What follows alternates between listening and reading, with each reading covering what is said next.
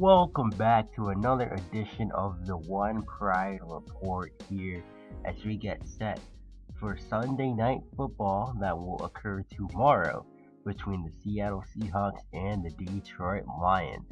But the first order of business we will take care of is taking a look at Tariq Black's injury, and as you can see, Black is projected to miss in between 2 to 3 months. Approximately 10 weeks is the official date that he's supposed to return, but Seattle has a lot more injuries. They lost Tyler Lockett to an Achilles tear, their backup linebacker Marcus to a broken leg, they lost Orlando Brown to a partial PCL tear, and they lost a starting linebacker Jason Kabinda to an injury, which you already saw.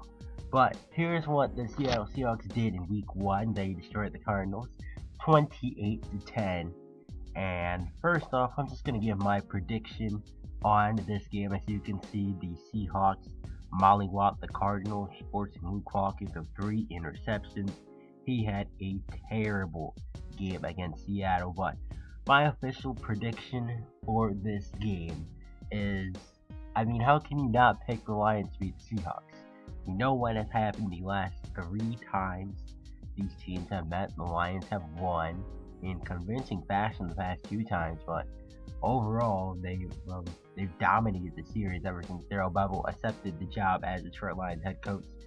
Bevell and the Lions have owned the Seahawks in all 3 of their meetings, so I think that it is definitely conceivable that the Lions win this game, and I have them winning it 27-10. Yes, I do think the game will be that much of a blowout. Seattle they can't hang with the Lions. As we've said back for the divisional preview, the Lions are a carbon copy of the Seahawks, but the Lions are a better team. They have a more explosive offense, and the defense is better. And Seattle just cannot hang with the Lions anymore. They're kinda, at this point, they're mediocre.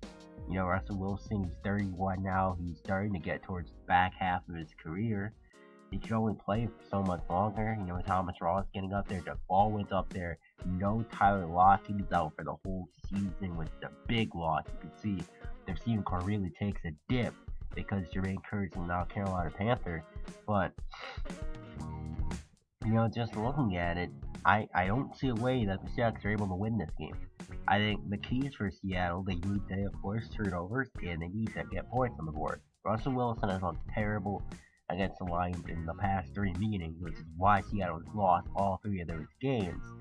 And Russell Wilson has put together some sort of a decent performance, at least. As you can see, Manny Bowen will be starting for Seattle in tomorrow night's game. But Russell Wilson has put forth some sort of a decent performance because his performances over the past 3 meetings against the Lions, they've been pathetic, and the Seahawks cannot afford Russell Wilson to have another pathetic performance.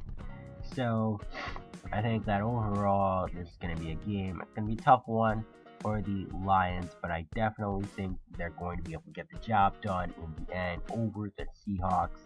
I think they're able to collect the victory 27-10. I apologize if this is a bad commentary. I am currently recovering from an illness. And that game, the primetime game, will be tomorrow between these 2 teams, and I think it should be a really, really good matchup. As you can see, the players of the week, look at Jimmy Garoppolo having a big day. But tomorrow, 8 p.m. Eastern, the 1-0 Seattle Seahawks travel to Detroit to shake on the 1-0 Detroit Lions. Can the Lions knock off the Seahawks for a 4th straight time? Find out tomorrow.